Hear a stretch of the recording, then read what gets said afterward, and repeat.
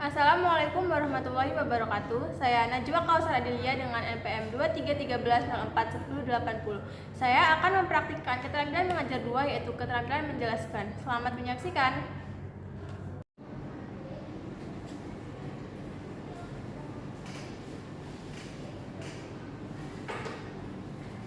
Assalamualaikum anak-anak. Waalaikumsalam Ibu. Mana kabarnya hari ini? Alhamdulillah baik Ibu. Baik. Jadi kita bertemu lagi dalam pembelajaran bahasa Indonesia ya. Sebelum mulai pembelajaran, sebaiknya kita berdoa terlebih dahulu. Silakan pada ketua kelas untuk memimpin doa. Baik Ibu. Teman-teman, sebelum kita mulai pelajaran, apa baiknya kita berdoa terlebih dahulu. Doa mulai. Doa selesai. Baik anak-anak, Ibu akan membaca kehadiran kalian ya. Hari ini apakah ada yang tidak hadir? Semua Ibu. Ada Ibu. Ada Putri. Dea. Putri tidak hadir. Kemana Putri Dea? Putri tadi bilang ke saya kalau dia ada urusan keluarga. Putri nitip surat enggak? Tidak Ibu. Jadi tolong sampaikan ke Putri ya, kalau izin seperti itu tolong membuat surat atau hubungi Ibu. Baik Ibu. Baik. Ada lagi yang tidak hadir? Sudah Ibu. Baik anak-anak, kita hari ini akan mempelajari tentang teks record. Nah, pembelajaran hari ini, baik anak-anak, hari ini kita akan membahas tentang menyimak teks record dengan video. Sebelumnya, pada pertemuan sebelumnya kita telah membahas tentang teks record. Ada yang masih ingat apa itu teks record? Saya Ibu. Silakan Najwa.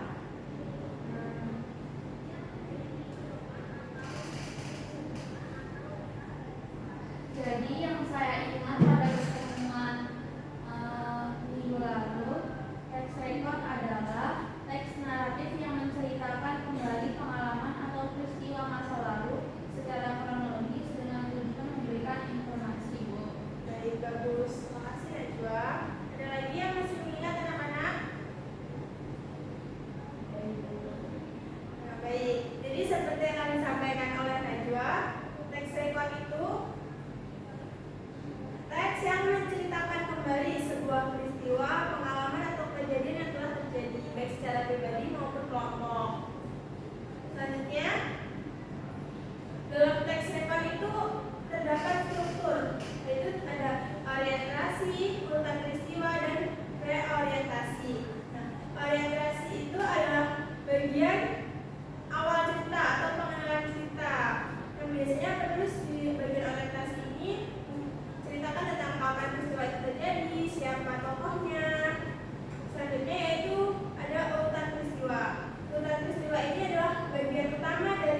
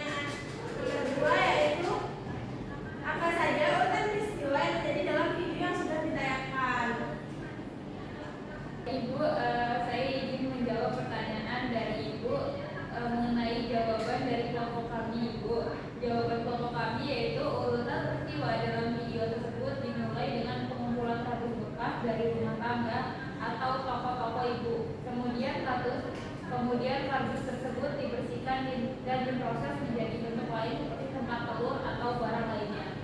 Lalu pengolahan ini dilakukan oleh masyarakat setempat yang telah dilatih untuk memanfaatkan kardus bekas.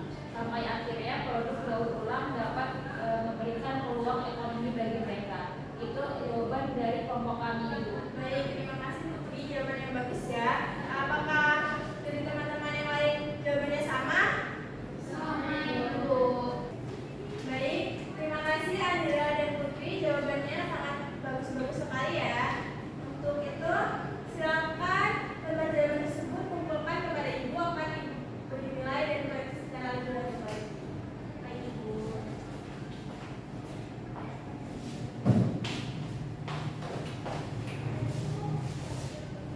Baik anak-anak, karena materi kita hari ini telah usai, apakah dari kalian ada yang ingin ditanyakan dari yang materi telah Ibu sampaikan dan yang telah kalian kerjakan hari ini? Sudah ada, Ibu. Baik, karena sudah cukup, silakan. Adakah dari kalian yang ingin menyampaikan kesimpulan dari apa yang telah kita pelajari pada hari ini? Saya, Ibu. Silakan Najwa. Jadi hari ini kita telah belajar tentang menyimak teks rekon bentuk video. Sebelumnya teks rekon adalah jenis teks yang bertujuan untuk menceritakan kembali suatu peristiwa yang pernah dialami. Terus tadi ada struktur teks rekon. Yang pertama itu orientasi, yang kedua urutan peristiwa, dan yang ketiga reorientasi. Terus tadi juga ada jenis teks rekon. Yang pertama itu personal, faktual, dan imajinasi. Cukup, Ibu. Baik. Baik anak-anak, benar yang disampaikan oleh Najwa tadi bahwa kita hari ini telah mempelajari tentang menyimak teks rekon dalam bentuk video. Jadi teks rekon itu adalah teks yang menceritakan kembali suatu peristiwa, kejadian atau pengalaman yang telah terjadi. Nah, jenis-jenis teks rekon tersebut ada 3, yaitu teks rekon personal, teks rekon faktual, dan teks rekon imajinatif. Nah, dalam kita membentuk teks rekon itu ada struktur-struktur yang harus kita perhatikan ya. Yang pertama yaitu ada orientasi, setelah itu urutan peristiwa, dan yang terakhir yaitu reorientasi. Baik anak-anak, karena materi hari ini telah usai, Ibu cukupkan pertemuan hari ini sampai di sini. Untuk pertemuan minggu depan, kita akan mempelajari tentang menelaah kosakata teks rekon dalam media sosial. Itu tolong pada anak-anak untuk membaca materi tersebut dalam buku teks kalian masing-masing ya. Baik, Ibu. Sebelum Ibu tutup pertemuan pada hari ini, silakan kepada ketua kelas untuk memimpin doa terlebih dahulu. Baik, teman-teman, sebelum kita menaiki kelas, kita berdoa terlebih dahulu. Doa mulai. Doa selesai. Terima kasih ya. Baik anak-anak, sebelum Ibu tutup, Ibu mengucapkan terima kasih karena kalian telah berpartisipasi aktif dalam pertemuan hari ini. Dan Ibu ucapkan mohon maaf apabila Ibu terdapat salah kata atau tindakan yang disengaja maupun tidak disengaja. Ibu akhiri, wassalamualaikum warahmatullahi wabarakatuh. Waalaikumsalam warahmatullahi wabarakatuh. Terima kasih, Ibu. Sama Ibu duluan ya anak-anak. Iya, Ibu.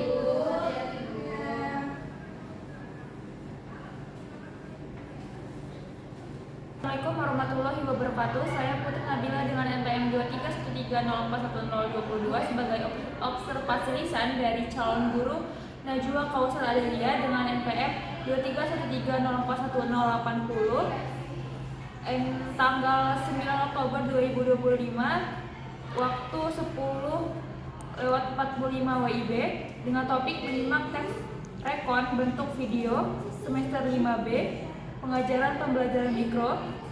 Nomor 1, guru menyadari adanya keterbatasan perpendaharaan kata-kata dan ungkapan yang dimiliki siswa, maka dari itu guru tidak menggunakan kalimat yang terbelit-belit.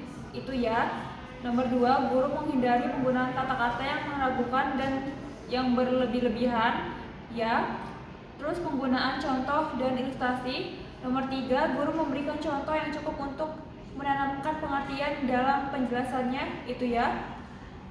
Nomor 4, guru menggunakan contoh yang relevan dengan sifat dari penjelasan itu ya. Nomor 5, contoh yang digunakan guru sesuai dengan usia, pengetahuan, dan latar belakang siswa itu ya.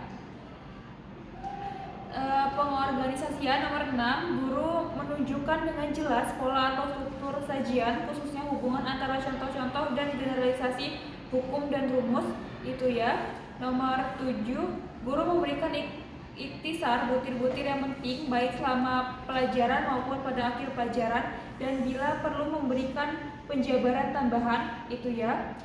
Lalu nomor 8, guru mengadakan variasi suara dalam memberikan penekanan pada hal-hal penting dalam penjelasan itu ya. Lalu nomor 9, butir-butir penting dalam penjelasan diberi tekanan dengan cara mengulanginya, mengatakan dengan kalimat lain atau menyebutkan satu demi satu seperti 1, 2, dan seterusnya itu ya. Nomor 10, menekankan yang berbeda diberikan pula dengan mimik, isyarat maupun dengan gerakan selama pelajaran berlangsung itu tidak.